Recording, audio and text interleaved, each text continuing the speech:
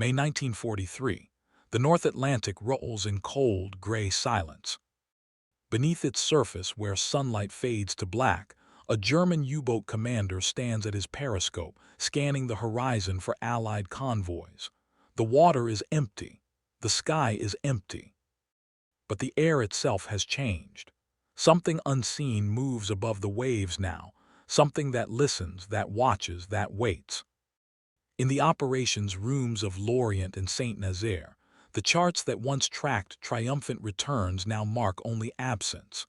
Boats that left port in March have not reported. Boats that sailed in April are overdue. The radio signals grow fewer each week. And in the bunkers where Admiral Karl Dönitz commands his underwater fleet, a terrible mathematics is taking shape. For 2 years, his U-boats hunted freely across the Atlantic, sending millions of tons of Allied shipping to the ocean floor. But now, in the spring of 1943, the hunters have become the hunted. The convoys still cross, the merchant ships still sail, but the U-boats do not come home. The transformation did not announce itself with trumpets or declarations. It arrived quietly, in the hum of new engines, in the glow of unfamiliar radar screens, in the patient work of cryptanalysts who had learned to read messages not meant for them. It arrived in the skies above the mid-Atlantic gap, where aircraft had never flown before. It arrived in the methodical training of escort crews, who had studied every tactic, every maneuver, every last desperate dive that a cornered submarine might attempt. The U-boat war, which had brought Britain to the edge of starvation, which had threatened to sever the lifeline between America and Europe, which had seemed for a time unstoppable, ended not in a single battle, but in a slow, relentless tightening of the net. The boats went out, the boats did not return, and with each silent loss, the myth of the undersea wolf pack died a little more. To understand what happened in those waters requires us to step back to the beginning, to the moment when U-boat warfare seemed like Germany's secret weapon. Its path to victory over an island nation that depended entirely on the sea. In September 1939, when war began, Britain imported more than 60 million tons of cargo each year. Food, fuel, raw materials, everything necessary to sustain a modern industrial nation arrived by ship. The British Isles produced less than half the food their people needed. Without the Atlantic lifeline, the war effort would collapse, and with it, any hope of resisting Nazi expansion. Adolf Hitler understood this. So did Karl Dönitz, the submariner who had spent the years between the wars refining the tactics that had nearly brought Britain to its knees in the First World War. Dönitz believed that with enough U-boats, operating in coordinated wolf packs, Germany could sink merchant ships faster than the Allies could build them. It was a war of arithmetic. Sink 700,000 tons per month, he calculated, and Britain would be forced to negotiate.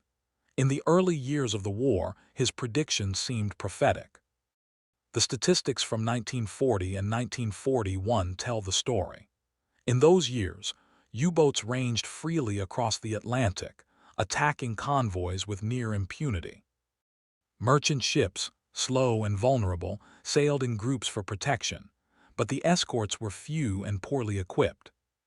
British destroyers and corvettes carried primitive sonar, known as ASDIC, that could detect a submerged submarine only at close range and only under ideal conditions. Aircraft patrols could cover the waters near the British Isles and near Canada, but the vast middle stretch of the Atlantic, more than 600 miles across, lay beyond the range of land-based planes. U-boat commanders called this the Black Pit, and in that gap, they hunted without fear.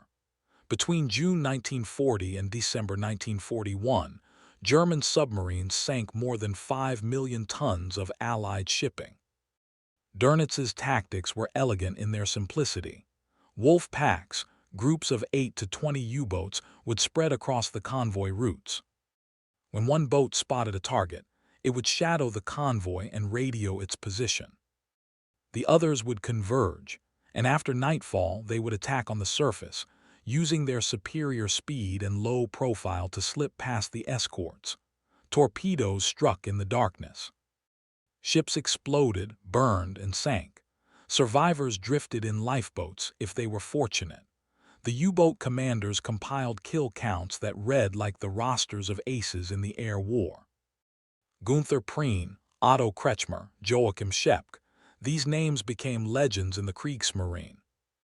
In the autumn of 1940, which submariners would later call the happy time, a single U-boat could expect to sink 4 or 5 ships per patrol. The odds favored the hunter, but wars are not static. They are contests of adaptation, and by 1941, the Allies had begun to respond. The United States, though not yet formally in the war, provided Britain with 50 old destroyers in exchange for basing rights. Escort groups grew larger and more experienced. Convoy tactics improved. Ships began sailing in tighter formations, making it harder for U-boats to penetrate the screen. New weapons appeared, crude at first but improving with each month.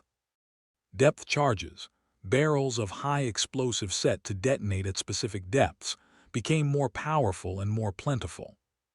Hedgehog mortars, which fired patterns of small contact-fused bombs ahead of the attacking ship, allowed escorts to maintain sonar contact while attacking. Yet even with these improvements, the U-boats continued to inflict devastating losses. In 1942, after the United States entered the war, German submarines enjoyed a second happy time off the American coast, where merchant ships sailed alone and unescorted. Silhouetted against the bright lights of coastal cities that had not yet imposed blackout regulations. In the first 6 months of 1942, U-boats sank more than 3 million tons of shipping in American waters alone. Dönitz requested more boats, and Hitler, finally recognizing the strategic importance of the Atlantic battle, authorized a massive expansion of U-boat production. By the end of 1942, Germany had more than 400 operational submarines, and Dönitz believed victory was within reach. Yet even as his fleet reached its greatest strength, the foundations of that strength were eroding. The transformation began not with a single invention, but with the convergence of many. Each alone might have been manageable. Together, they created a web from which there was no escape. The first change came in the realm of intelligence. Since the beginning of the war, German naval communications had been encrypted using Enigma machines, electromechanical cipher devices that the German High Command believed to be unbreakable. They were wrong. At Bletchley Park in England, a team of mathematicians, linguists, and engineers, led in part by Alan Turing, had been working to crack the Enigma codes. By mid-1941, they had achieved partial success, reading some German naval traffic with delays of days or weeks. But in February 1942, the Germans introduced a new, more complex version of the naval Enigma, and the Codebreakers lost their access. For 10 months, the Atlantic convoys sailed blind, and losses mounted. Then, in December 1942, the breakthrough came. Using captured codebooks and a new machine called the bomb, designed to test millions of possible settings, the Bletchley Park team broke the upgraded naval Enigma. Suddenly, the Allies could read Dönitz's orders to his wolf packs, often within hours of transmission. Convoy routes could be adjusted to avoid known concentrations of U-boats. Escorts could be directed to areas where submarines were gathering. The intelligence, codenamed Ultra, was so valuable that its very existence remained one of the war's most closely guarded secrets. U-boat commanders, unaware that their communications had been compromised, continued to report their positions, their fuel status, their intended patrol areas, never knowing that every transmission brought Allied hunters closer. But intelligence alone could not sink submarines. What changed the equation was technology, applied with industrial ruthlessness. In the spring of 1943, long-range aircraft finally closed the mid-Atlantic gap. The solution came in the form of the VLR Liberator, a modified version of the American B-24 bomber, stripped of armor and guns, fitted with extra fuel tanks, and equipped with airborne radar. These planes, operating from bases in Iceland, Northern Ireland, and Newfoundland, could patrol the central Atlantic for hours, their radar capable of detecting a surfaced U-boat from miles away. For the submariners, this was catastrophic. U-boats were designed to operate on the surface, diving only to escape or to attack. Their diesel engines, which powered them at 15 knots on the surface, could not run submerged. Underwater, they relied on electric motors and batteries, which gave them a maximum speed of 7 knots and endurance measured in hours, not days. A U-boat that remained submerged could not chase convoys, could not reach its patrol area, could not even return to base in any reasonable time. Surface running was essential. But now, surfacing in the mid-Atlantic meant exposure. The radar-equipped Liberators hunted day and night. When they detected a U-boat, they attacked with depth charges, bombing the submarine before it could dive to safety. Even if the attack missed, even if the U-boat escaped, the mere presence of aircraft forced it to remain submerged, burning precious battery power, falling behind its patrol schedule. Losing contact with the convoy. The Black Pit, once a refuge, became a killing ground. At the same time, the surface escorts grew more lethal. New escort carriers, small aircraft carriers converted from merchant hulls, began accompanying convoys, providing air cover throughout the crossing. Each carrier operated a handful of Swordfish or Wildcat aircraft, slow and ungainly by fighter standards, but perfectly adequate for hunting submarines. The combination of shipborne and land-based aircraft meant that a U-boat could rarely surface without risk. Below the waves, the escorts pressed their advantage with improved sonar and tactics. Support groups, flotillas of destroyers and frigates not tied to specific convoys, roamed the Atlantic hunting U-boats that had been located by ultra-intelligence or reported by aircraft. These groups had time to search, time to track, time to coordinate attacks that herded a submarine into ever-shrinking areas until depth charges found their mark. The escorts carried more weapons now, and better ones. Depth charge patterns grew more sophisticated, designed to bracket a submarine's probable location even if precise contact was lost. New ahead-throwing weapons like the Hedgehog and later, the Squid allowed escorts to attack without passing over the submarine, maintaining sonar contact throughout the engagement. And the crews themselves, veterans of years of convoy duty, had learned the rhythms of submarine warfare, the evasion patterns, the depths at which U-boats typically ran, the sounds their machinery made when recorded on hydrophones. Hunting submarines became a science, yet perhaps the most profound change was not technological but industrial. In 1942, American shipyards began producing merchant vessels at a rate that would have seemed impossible before the war. The Liberty ship, a simple, mass-produced freighter, rolled off assembly lines at an astonishing pace. In 1942, American yards launched more than 5 million tons of merchant shipping. In 1943, they launched more than 12 million tons. The arithmetic that Dönitz had relied upon, the calculation that sinking exceeded construction, collapsed. Even as U-boats continued to sink Allied ships, the merchant fleet grew larger. More ships meant larger convoys, which meant stronger escorts, which meant fewer losses. The industrial capacity of the United States, mobilized for war, proved too vast to overcome. Every Liberty ship that slid down the ways in Baltimore or Portland or Richmond represented not just cargo capacity but strategic resilience. The Allies could afford losses. Germany could not. For the U-boat crews, The spring of 1943 brought a dawning realization that the rules of the game had changed. Commanders who had once stalked convoys with confidence now found themselves hunted from above and below. The experience of Captain Lieutenant Peter Kremer, who commanded U-333, offers a window into this transformation. In April 1943, Kremer's boat departed Brest to join a wolf pack in the North Atlantic. The crossing took days, running on the surface at night, diving during daylight to avoid aircraft. When the pack assembled and located a convoy, they prepared to attack as they had done dozens of times before.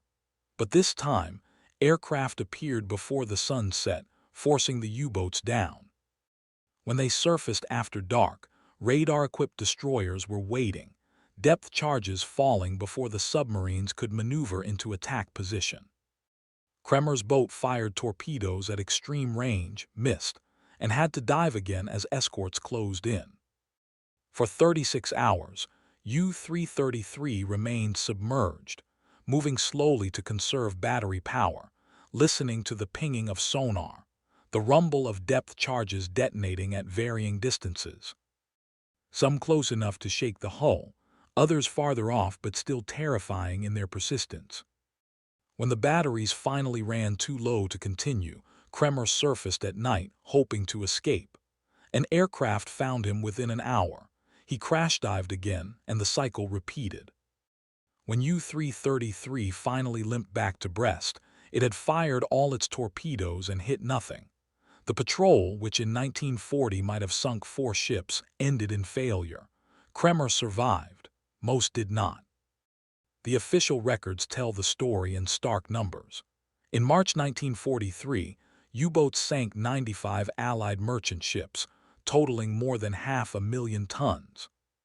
It seemed like a continuation of past success, but in that same month, the Allies sank 15 U-boats. In April, as more aircraft and escort carriers entered service, U-boat losses climbed to 16.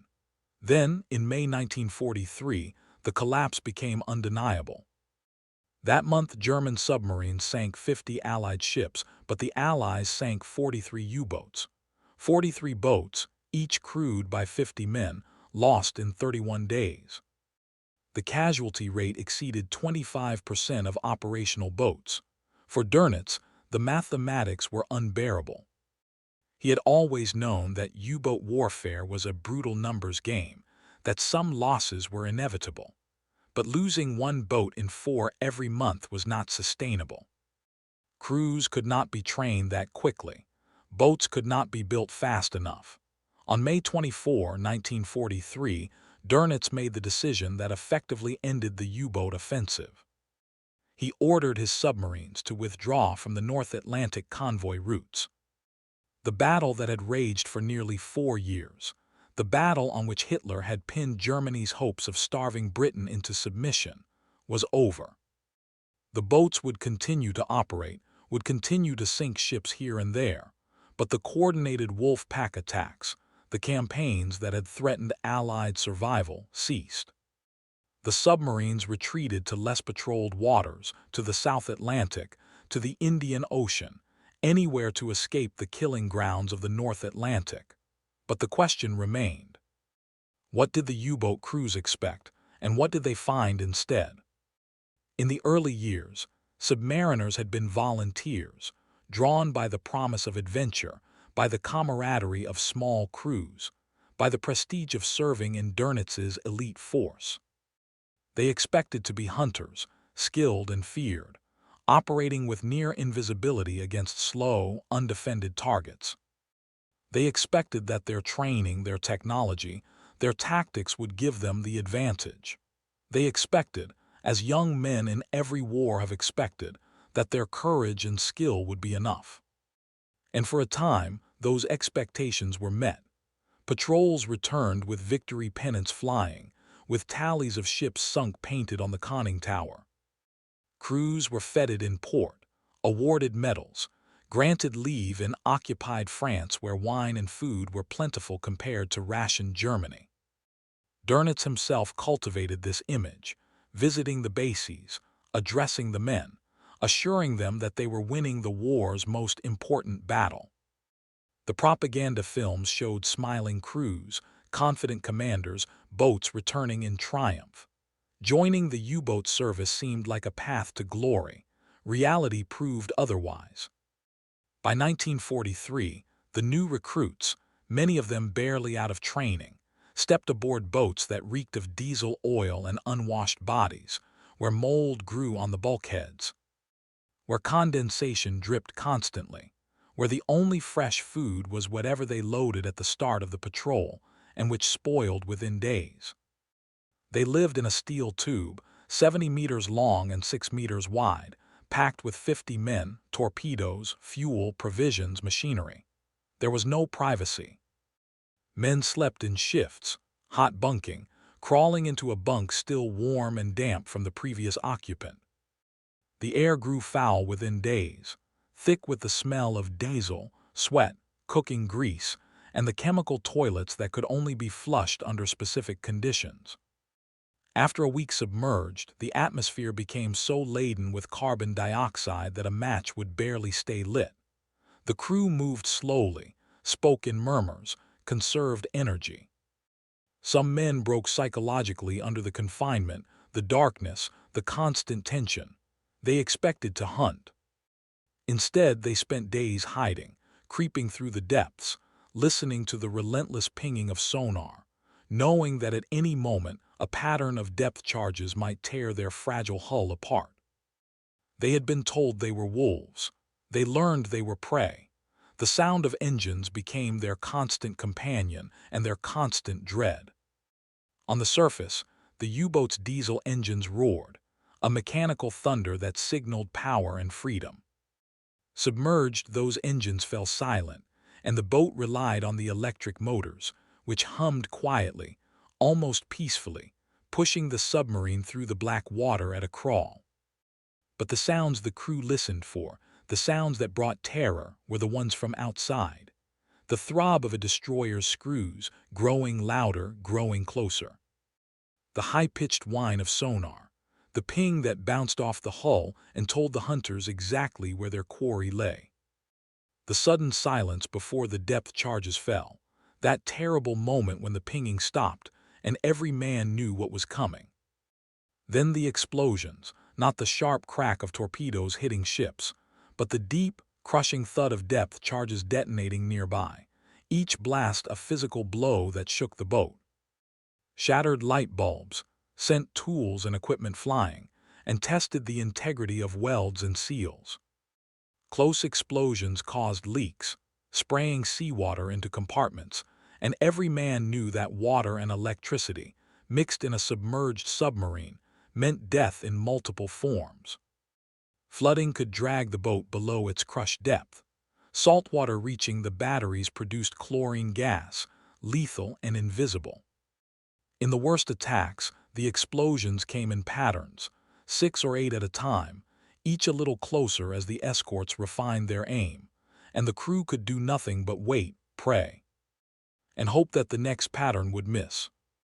The operational reports, dry and bureaucratic in their language, nonetheless convey the scale of the catastrophe. In June 1943, Dönitz sent his boats back into the Atlantic, hoping that new defensive technologies, acoustic torpedoes designed to home in on escort propellers, and improved anti-aircraft guns might restore the balance. They did not. In July, 17 more U-boats were lost. In August, another 20. The boats sent to distant hunting grounds fared little better.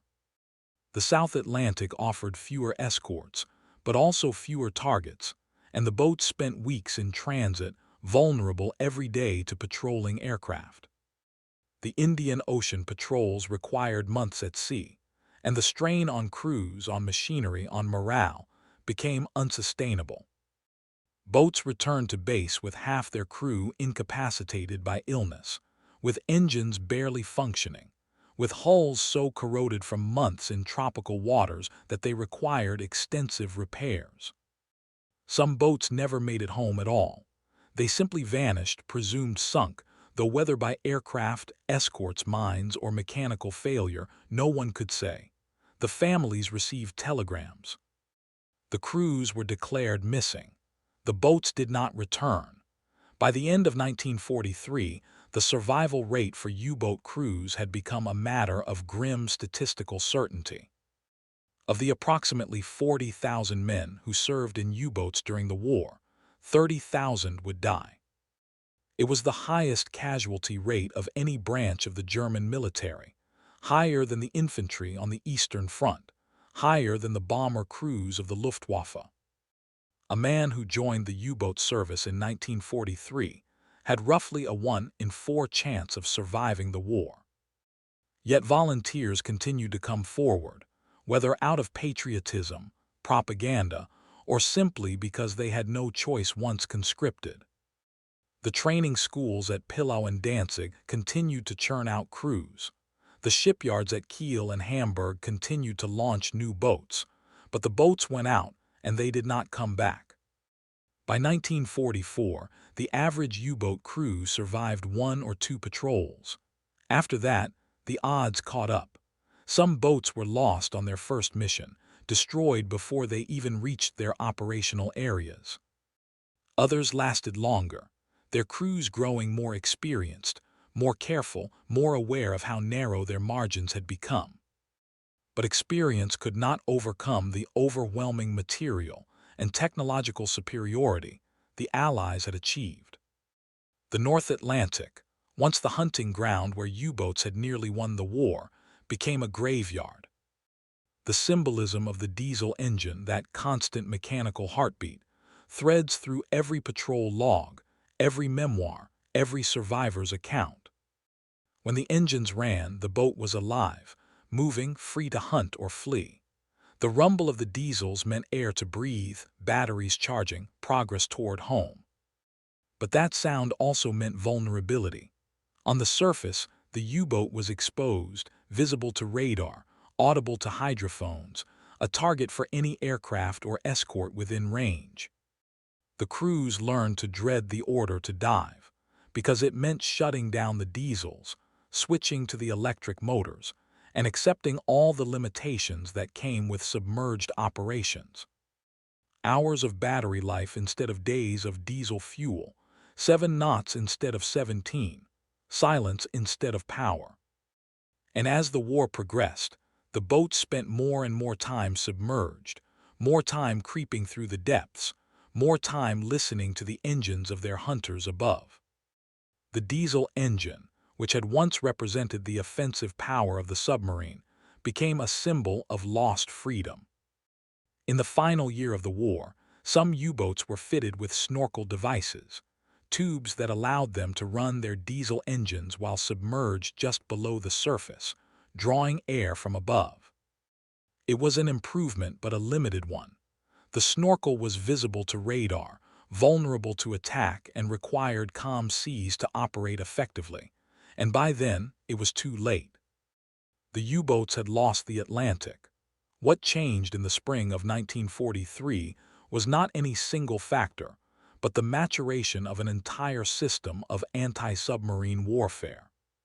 The Allies had learned through bitter experience how to protect convoys, how to hunt submarines, how to coordinate air and sea assets, how to use intelligence to position forces before the enemy could strike. They had developed the technology, the tactics, and the industrial capacity to apply overwhelming force. The German submariners, for all their courage and skill, found themselves caught in a web they could not escape. Every advantage they had once enjoyed, surprise, mobility, the vast empty ocean in which to hide, was stripped away. The aircraft took away their ability to surface freely. The radar took away their invisibility. The Codebreakers took away their secure communications. The escorts took away their targets. And the relentless production of American shipyards ensured that no matter how many ships they sank, the convoys kept coming. The arithmetic turned against them, and in war, arithmetic is destiny. The transformation in the boats themselves, from confident hunters to hunted fugitives, was mirrored in the men who crewed them. Photographs from the early war years show young men with confident smiles, posed casually on deck, the ocean behind them calm and empty. Photographs from later years, when they exist at all, show gaunt faces, hollow eyes, the expressions of men who have seen too much and know their chances of survival are slim. The camaraderie remained, that bond forged by shared danger in close quarters, but the optimism was gone. Crews stopped believing in victory. They went to sea because they were ordered to, because their comrades depended on them, because the alternative was courts-martial or worse. They knew the odds. They knew what had happened to the boats that left before them. And still they sailed, because that is what soldiers do, even in wars that are already lost. The patrols became exercises in survival rather than hunting. Commanders husbanded their torpedoes, knowing that each shot might give away their position. They avoided convoys when possible, preferring isolated merchants to heavily escorted targets. They ran submerged for days, surfacing only at night in empty waters, charging batteries just long enough to continue, then diving again before dawn. The War of the Wolf Pack, the coordinated attacks that had terrorized the Atlantic, devolved into a war of lonely submarines creeping through hostile seas, hoping to avoid detection long enough to reach home. Many did not. Dönitz, ever the true believer, continued to send his boats to sea even as the losses mounted. He argued that every Allied escort assigned to anti-submarine duty was one fewer ship available for other operations. He claimed that the U-boats tied down vast resources, aircraft, destroyers, personnel, that might otherwise be used in the invasion of Europe. There was some truth to this. The Allied investment in anti-submarine warfare was enormous. Thousands of aircraft, hundreds of ships, tens of thousands of trained personnel dedicated to hunting submarines. But the cost to Germany was greater. The loss of 30,000 trained submariners, men who might have served in other roles, other branches.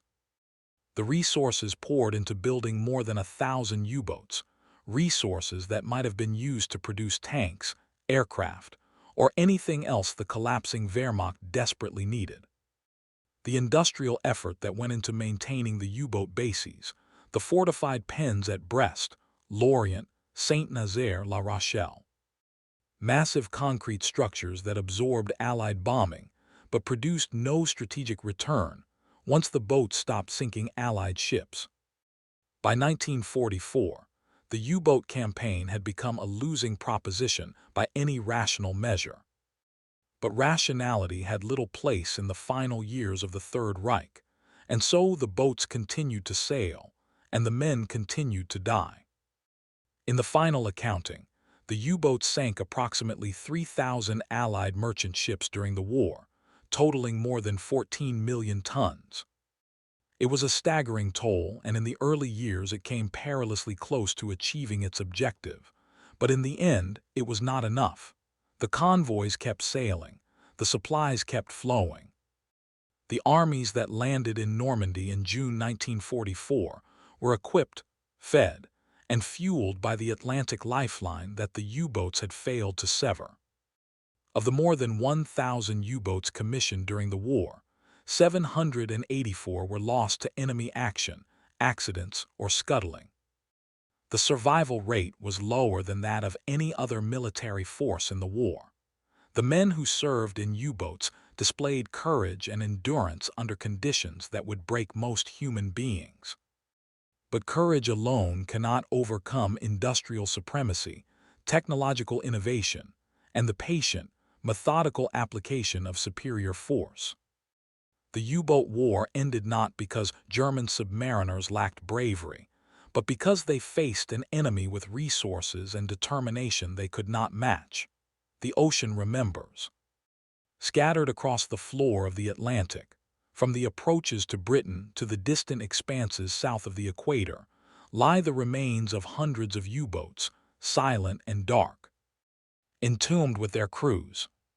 Some were destroyed in seconds, torn apart by depth charges or torpedoes, their men killed instantly in the violent compression of a ruptured hull. Others sank slowly, flooding compartment by compartment, their crews fighting to the last to save a boat that could not be saved, drowning or suffocating in the darkness as the ocean claimed them. These wrecks are war graves, and the ocean keeps them. No flags mark their positions. No memorials stand above the places where they rest. The men who hunted them have long since passed as well, and the old antagonisms have faded into history. What remains is the lesson, carved in steel and salt water, that wars are not won by bravery alone, but by the capacity to adapt, to innovate, to bring overwhelming force to bear. The U-boats stopped returning not because their crews gave up, but because the tide of war, literal and metaphorical, turned against them in ways they could not reverse. The sound of engines, that constant thrum that marked the rhythm of every patrol, fell silent in the North Atlantic in the spring of 1943. The boats went out, chasing convoys that were no longer vulnerable, evading hunters that were no longer blind. And one by one, the boats did not come home. The bases waited. The families waited. The radio operators listened to frequencies that grew quieter each week. The operational maps showed positions that were never updated, boats overdue and presumed lost. And in the end, the great gamble of the U-boat war, the belief that a small number of skilled men in fragile boats could strangle an industrial empire, proved to be a miscalculation. The diesel engines that had carried those men into battle fell silent beneath the waves, and the war continued without them, inexorable and unforgiving. Until the Third Reich itself collapsed and the last U-boats surrendered, their crews emerging into a world that had moved on, a world that had learned at terrible cost how to defeat the submarine threat. The ocean holds its secrets still, and among them are the stories of young men who went a sea believing in victory and found only the deep.